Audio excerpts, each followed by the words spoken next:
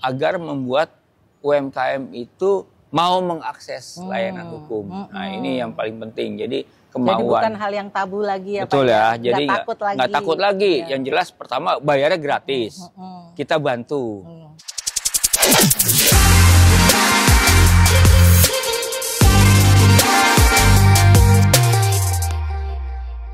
Assalamualaikum warahmatullahi wabarakatuh.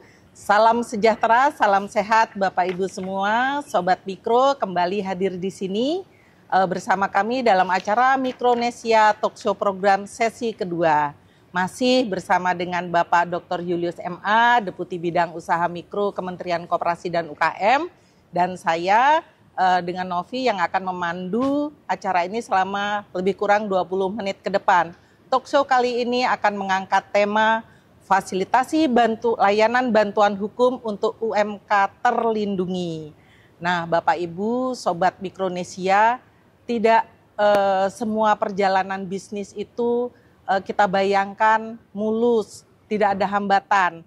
Nah, para pelaku usaha mikro kecil menengah, khususnya usaha mikro, mengalami hambatan yang terkait dengan perizinan usaha, masih sulit untuk bagaimana mengakses untuk izin usaha mereka, kemudian aspek usaha yang belum bisa menjadi jaminan untuk memperoleh akses permodalan, sampai dengan permasalahan hukum yang masih meliputi ataupun membayangi para pelaku UMKM. Nah, untuk itu aspek perlindungan hukum sangat diperlukan. Pemberian hukum, bantuan hukum ini sangat penting bagi para pelaku UMKM untuk bisa melanjutkan usahanya. Kemudian bisa membantu para pelaku UMKM untuk terbebas dari potensi pelanggaran-pelanggaran hukum bisnis dan juga administrasi negara. Peraturan Pemerintah nomor 7 tahun 2021 tentang kemudahan, perlindungan dan pemberdayaan koperasi usaha mikro kecil dan menengah membagi peran pemerintah di sini. Bagaimana pemerintah bisa memberikan jaminan, kepastian dan layanan bantuan hukum bagi para pelaku UMKM secara utuh, baik dari aspek perekonomian maupun dari aspek perlindungan usaha. Nah, Kementerian Koperasi dan UKM di sini sangat concern untuk mengimplementasikan kebijakan itu melalui berbagai program dan kebijakan yang terkait untuk bagaimana bisa memberikan fasilitasi bantuan hukum bagi para pelaku UMKM. Nah, bersama Bapak Julius di sini kita akan bincang-bincang lebih jauh tentang program fasilitasi layanan bantuan hukum bagi usaha mikro kecil yang difasilitasi oleh Kementerian Koperasi dan UKM. Baik, selamat pagi Bapak Julius. Cerah hari ini ya Pak ya. Wah, semangat sekali di sini kaosnya dengan UMKM naik kelas. Harapannya dengan acara ini para pelaku UMKM nanti bisa mendapatkan informasi yang terkait dengan fasilitasi layanan bantuan hukum di Kementerian KUKM. Nah, selama ini kita ketahui Pak, setiap proses bisnis itu pasti punya potensi bersinggungan dengan masalah hukum. Nah, dari sisi kebijakan, apa upaya Kementerian Koperasi dan UKM khususnya dalam memberikan perlindungan hukum bagi para pelaku usaha mikro? Ini kemarin baru cetak nih Bu, bajunya. Keren Pak. Jadi gini, ini permasalahan hukum ini sebenarnya sebuah persoalan yang telah dihadapi oleh UMKM, walaupun kemarin-kemarin pemerintah belum membuat sebuah aturan. Nah ini ya, nah melihat hal tersebut banyak istilahnya saya katakan UMKM karena keterbatasannya sering seperti dianiaya. Nah, dan mereka tidak bisa berbuat apa-apa, mereka tidak punya uang, mereka tidak punya keahlian. Untuk itu pemerintah telah membuat sebuah aturan dalam Undang-Undang Cipta Kerja nomor tahun 11 2022 dan diperbaiki dengan Perpu tahun nomor 2 2002 dan kita ditindaklanjuti dengan PP 7 yang 2001 yang merupakan salah satu bentuk keberpihakannya kepada pemerintah memberikan perlindungan hukum bagi usaha kecil dan UMK. Dan selanjutnya itu juga ditindaklanjuti dengan kementerian kita Bu. Jadi kementerian kita mulai tahun berapa? 2021 Pak. 2021 ada eselon 2 khusus yang menangani masalah hukum. Jadi istilahnya ini masih awal Bu ya, tapi paling enggak kita sudah melakukan berbagai kegiatan untuk mendorong itu. Nah, yang pemicunya terutama sekali dengan ada peraturan ini dan adanya kelembagaan kita di kementerian ini adalah COVID-19. COVID-19 itu yang membuat semakin terlihat persoalannya, sehingga banyak yang katakanlah kredit macet. Banyak juga kredit macet itu dari pengusahanya. Itu tentunya disebabkan oleh UMKM tidak juga daya belinya juga rendah, sehingga karena dia tidak punya uang untuk membayar, akhirnya kredit macet. Nah itu bersirkulasi terus uang masyarakat pembeli nggak punya uang, selanjutnya proses bisnisnya terganggu sehingga mereka tidak bisa membayar. Nah ini suatu dilema yang dihadapi karena biar bagaimanapun juga kalau kita berbicara hukum ya apa adanya kan gitu. Tapi tentunya dalam hal ini kami membuat suatu kebijakan untuk UMKM ini harus ada perbedaan sedikit, ada perbedaan, tidak bisa disamakan dengan bisnis-bisnis lain. Sehingga kita juga membuat layanan bantuan hukum dan pendamping hukum di kantor kita yang bisa diakses setiap hari. Ya Bu. Nah itu bagaimana Pak? Tentu Kementerian Koperasi dan UKM kan tidak bekerja sendiri ya Pak ya untuk bagaimana bisa memberikan layanan bantuan hukum ini. Tentu ada berbagai pihak yang terlibat di situ. Nah ada mungkin dari pemerintah daerah, mungkin melalui organisasi perangkat daerahnya, kemudian perguruan tinggi, kemudian juga ada lembaga bantuan hukum ya Pak ya. Nah kemudian gini Pak, nah Kementerian Koperasi dan UKM ini kan sudah punya program fasilitasi layanan bantuan hukum. Nah, kalau umpamanya para pelaku UMKM, saya misalnya Pak, pelaku bisnis ini, saya ingin mendapatkan bantuan ataupun layanan ini, bagaimana dan kemana saya bisa mendaftarkan permasalahan hukum saya ini Pak? Ya benar, ya. Jadi persoalannya begini, UMKM kadang-kadang teraniaya, dia diem aja. Pertama karena kemampuan kualitasnya untuk masuk atau maju kepada layanan hukum itu takut. Kedua, dia tidak punya uang. Maka dengan itu kita menyediakan untuk UMKM. Nah caranya bagaimana? Jadi Bapak Ibu bisa langsung ke kementerian kita di Rasuna Said, Kafling 45. Itu di situ ada Kementerian UMKM dan saya rasa kalau kita nanya ke Gojek atau apa pasti tahu. Terus Bapak Ibu juga bisa meminta permohonan kepada Deputi Bidang Usaha Mikro sehingga bisa kita tindak lanjuti dan dengan utamanya melampirkan NIB, nomor izin berusaha. Juga bisa langsung call center PTSP nomor telepon 5299 2823, call center Kementerian Koperasi UMKM 1500587. Dan juga jika jaraknya jauh tentunya ya, bisa langsung kepada dinas UMKM terkait. Sehingga sebenarnya dari 4 ini bisa melalui WA, melalui dinas UMKM terkait, ya sepertinya aksesnya sebenarnya sudah nggak susah. Nah hanya persoalannya bagaimana kita melakukan supaya UMKM itu tidak enggan, tidak takut. Nah dan kita sudah melakukan istilahnya sosialisasi secara online yang bisa didengar oleh seluruh Indonesia. Jadi ini merupakan hal yang penting untuk dipahami. Tentunya zaman sekarang ini sosialisasi ini bisa memang mudah melalui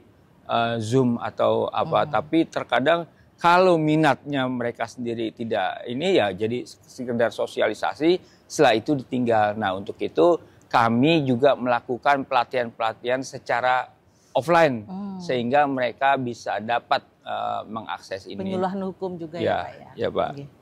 Jadi akses untuk mendapatkan layanan ini ternyata Kementerian Koperasi dan UKM sudah menginisiasinya. Jadi nggak hanya secara offline Pak, bisa secara online juga. Dan kami dengar juga sedang menginisiasi ya Pak ya sistem layanan bantuan hukum secara online.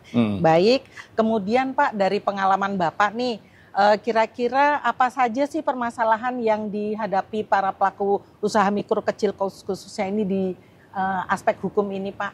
Ya, saya sebelum menjawab ini yang tadi Ibu bilang, kita sedang menyiapkan platform. Jadi UMKM bisa langsung di platform dan langsung mengisi.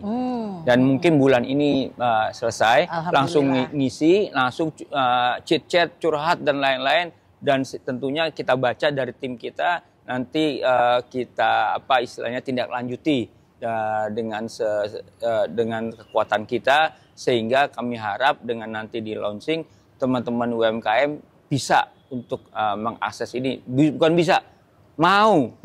Nah itu mau itu ada dua hal, seperti malu-malu, belum ngerti dan lain-lain. Nah ini nanti kita akan berikan pelatihan. Nah masalah-masalah ini saya list ada 7 Bu, besar. Tentunya ada lagi yang besar ini, yang tapi ini mayoritas ya.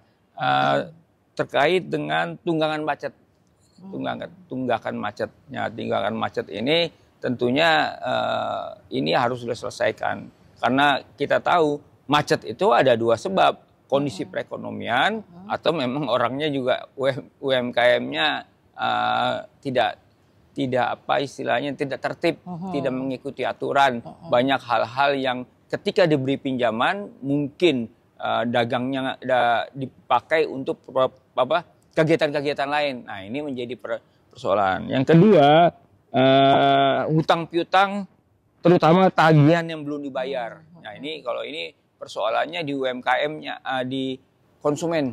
Jadi UMKM sudah melakukan kegiatan dan sudah nagih tapi belum dibayar. Nah tentunya ini lagi persoalannya. Kalau kita lihat persoalan perekonomian memburuk, tentunya itu yang menjadi kita selesaikan persoalan itu. Tapi kalau memang bandel ya kita langsung aja kita bawa ke polisian atau yang ini. Terus ada perjanjian usaha yang one prestasi. Jadi karena UMKM itu lemah posisinya, maka dia selalu ditindas oleh pengusaha besar sehingga kegiatannya jadi one prestasi. Terus jadi kemitraan ya Pak ya? Ya kemitraan. Selanjutnya terkait sertifikat produk dan mulai perizinan pendaftaran NIB. Nah ini juga merupakan hal yang terkait dengan proses hukum dan ini kami dorong untuk, dan kalau kita mendaftar NIB itu sebenarnya cuma 5 menit. Tapi bagi orang awam ya bagi orang yang pendidikannya lumayan ini bisa mengakses sendiri. Tapi UMKM tentunya harus diajarin walaupun didampingi dan ini, dan yang paling penting lagi adalah kita bisa kasih tahu pentingnya itu. Jadi kalau kita punya NIB nanti pelatihan diikutsertakan. Terus mendapat akses perbankan atau pembiayaan dipermudah. Jadi hal tersebut, dan juga kalau punya NIB tentunya itu menjadi formal sehingga Bapak Ibu yang UMKM yang sudah punya NIB tidak takut lagi dalam melakukan proses berbisnis. Yang berikutnya ada sengketa HKI yang terutama yang merek nih biasanya yang berjualan produk yang sama dengan mereknya. Jadi yang HKI ini kadang-kadang UMKM-nya juga nakal, memakai produk orang lain atau memakai produk contoh produk pengusaha besar. Nah ini yang merupakan kita buat bagaimana penyelesaiannya itu. Terus sengketa dengan karyawan. Nah ini juga harus menjadi perhatian kita, jangan sampai UMKM ini menindas karyawannya, dan terutama masalah gajian per bulannya juga harus disesuaikan, misalnya dengan upah minimum. Walaupun tentunya saya melihat juga belum tentu bisa mencapai itu, tapi paling nggak upaya-upaya tersebut kalau dikalkulasikan sebenarnya itu sebenarnya sudah menjadi sama dengan upah minimum. Misalnya pekerja di UMKM makan di situ. Terus kadang-kadang dia tinggal di situ. Ya, dan untuk ketentuan mikro ini sebenarnya ada ketentuan khusus yang tidak harus sesuai dengan UMR. Iya, itu. Gitu. Nah, ya, jadi memang ada masalah lainnya mungkin sengketa ataupun permasalahan dokumen ya Pak ya. Yang seringkali karena para pelaku ini kan memiliki salah satu keterbatasan bagaimana mereka bisa menyiapkan dokumen perjanjian yang baik. Nah, melalui kegiatan di fasilitasi layanan bantuan hukum ini mungkin para pelaku usaha mikro kecil bisa dibantu ya Pak ya. Jadi kalau garis besar sebenarnya sudah cukup. Nah, tinggal cara mau mengaksesnya aja gitu. Jadi sepanjang Bapak Ibu para pelaku UMKM ini memiliki permasalahan baik yang terkait dengan perizinan usaha, kesulitan-kesulitan yang dihadapi dan juga proses hukum bisnisnya itu bisa diajukan untuk mendapatkan layanan program bantuan hukum di Kementerian Koperasi dan UKM. Nah, kemudian Pak sekarang kalau tadi permasalahan hukumnya sudah ada terpetakan, nah kira-kira apa sih bentuk-bentuk layanan bantuan hukum yang bisa diberikan melalui layanan bantuan hukum itu Pak?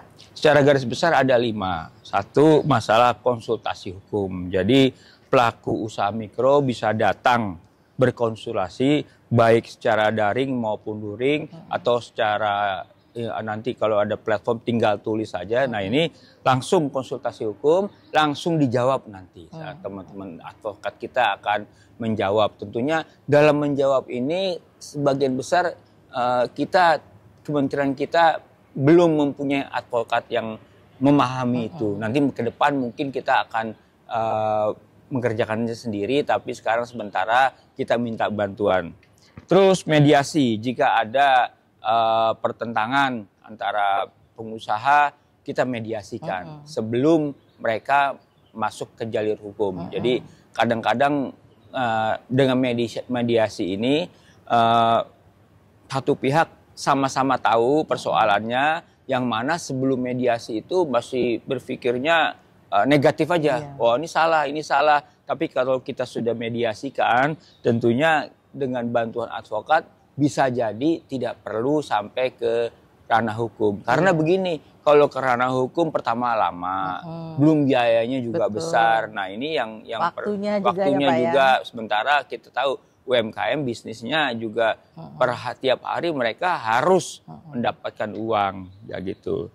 Terusnya juga menyusun dokumen hukum. Jadi kalau biasanya kalau dalam rangka bertemu dengan perjanjian kontrak, terus yang pembuatan perjanjian kontrak juga harus kita dokumen hukumnya harus lengkap. Nah, ini UMKM kami pahami mesti kurang paham dan tidak cakap untuk melakukan itu, dan kami siapkan untuk itu. Dan dalam pengadilan juga kami siap mendampingi dengan advokat kita. Jadi istilahnya jangan dalam pengadilan kita UMKM dalam posisi yang lemah, yang seperti saya katakan tadi. Juga kita melakukan penyuluhan hukum yang merupakan kita lakukan semua ke seluruh Indonesia, Bu. Mungkin dipercepat nanti penyuluhan hukumnya. Nah, untuk yang tadi 5 poin ini saya katakan ini tidak berbayar. Tidak berbayar. Ini yang penting bagi para pelaku usaha mikro kecil, Pak. Bebas biaya, alias gratis ya Pak ya, fasilitasi layanan bantuan hukumnya. Ya, tapi yang perlu saya jelaskan bahwa advokatnya nggak gratis. Biasanya kalau gratis kerjanya kurang pas, kurang optimal. Nah, itu kita biayai dengan APBN kita. Ya. Gitu. Baik Bapak, kemudian ini Pak, apa sebenarnya harapan Bapak ataupun Kementerian Koperasi dan UKM yang ingin dicapai dengan adanya program layanan bantuan dan pendampingan hukum ini Pak? Ada 2 hal Bu. Jadi pertama literasi dan pengetahuan. Jadi kita memberikan literasi dan pengetahuan. Jika memang belum dibutuhkan literasi dan keuangan itu, paling enggak mereka sudah terbuka pemikirannya bahwasanya ini yang dilakukan loh. Jadi permasalahan-permasalahan hukum itu nanti dijawab, dan mungkin nanti kita buat setiap minggu podcast untuk menjawab persoalan hukum yang ada di pelaku UMKM yang kita siapkan platformnya. Nanti kita langsung, walaupun kita langsung jawab di platform tersebut, kami juga akan mencoba menjawab secara offline sehingga lebih detail. Nah, kadang-kadang belum tentu orang menjawabnya. Kedua itu adalah agar membuat UMKM itu mau mengakses layanan hukum. Nah ini yang paling penting. Jadi kemauan. Jadi bukan hal yang tabu lagi ya Betul Pak. Ya. Jadi nggak takut lagi. Ya. Yang jelas pertama bayarnya gratis. Kita bantu.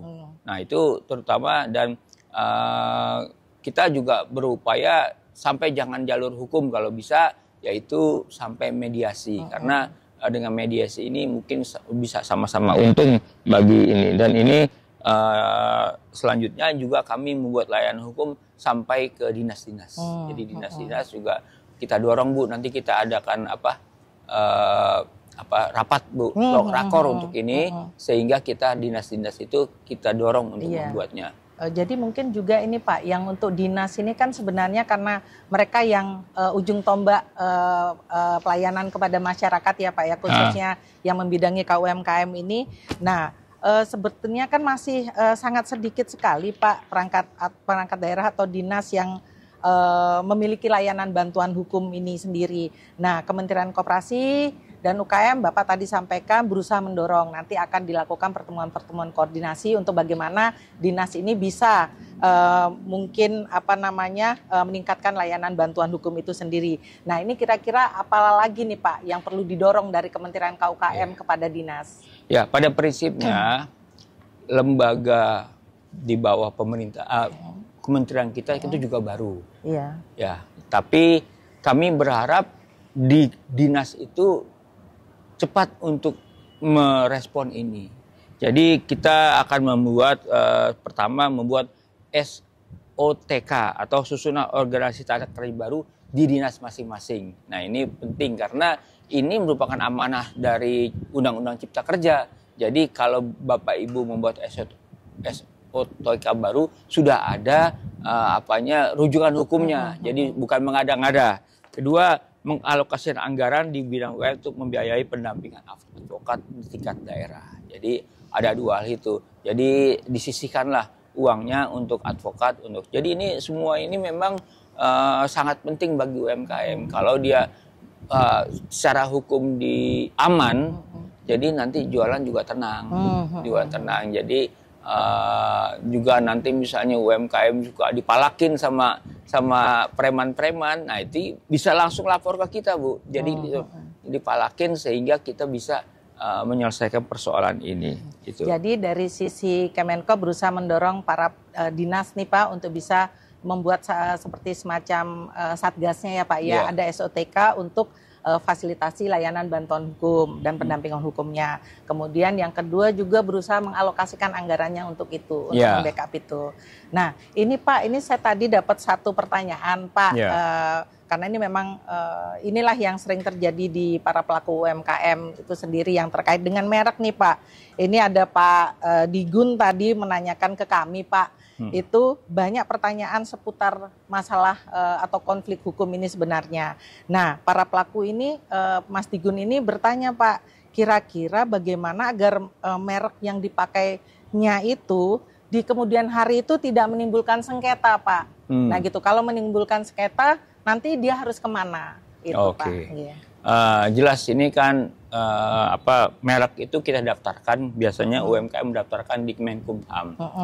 Nah, terutama ada kalau mereknya sama itu jelas menjalani hukum. Tapi kalau mereknya mirip-mirip itu memang sengaja, tapi kita fasilitasi untuk diperbaiki. Nah, jadi untuk itu bagi oknum yang diam-diam menyamakan memalsukan ini perlu kita tindak lanjuti. Dan barang-barang palsu itu juga sudah masuk di Tokped, juga masuk di mana? Platform yang lain. Nah, ini kita bereskan untuk ini supaya mereka coba istilahnya supaya taat lah. Kasihan mereka yang sudah berjuang untuk meningkatkan kualitas barangnya, juga membiayai advertising untuk meningkatkan kualitas barangnya, juga ini perlu kita hargai. Jangan yang ada pemalsuan ini kita lakukan. Iya, baik Pak. Jadi nanti kemananya itu yang pasti tadi Pak Julius sudah menyampaikan bahwasannya bisa datang ke Kementerian Koperasi dan UKM bisa menghubungi secara online juga melalui media sosial Kementerian Koperasi dan UKM yang resmi, kemudian bisa datang ke dinas-dinas koperasi dan UMKM yang ada di berbagai daerah. Nah, sebenarnya masih banyak Pak ini permasalahan ataupun pertanyaan yang diajukan teman-teman para pelaku usaha mikro ini seputar layanan bantuan hukum yang difasilitasi oleh Kementerian Koperasi dan UKM. Namun waktu kita sepertinya sudah berakhir nih Pak, tapi jangan khawatir. Informasi program mengenai layanan bantuan hukum dan pendampingan hukum oleh Kementerian KUKM ini bisa diakses di sosial media ataupun kontak call center Kementerian Koperasi dan UKM. Terima kasih kepada Bapak Dr. Julius MA atas penjelasannya. Semoga acara ini semakin memberikan manfaat kepada para pelaku usaha mikro kecil, menengah dan juga para masyarakat secara umum. Tentunya Sobat Mikronesia, kami tutup Mikronesia Talk Show program sesi kedua ini dengan semangat Pak. UMKM terlindungi, UMKM naik kelas, Indonesia maju. UMKM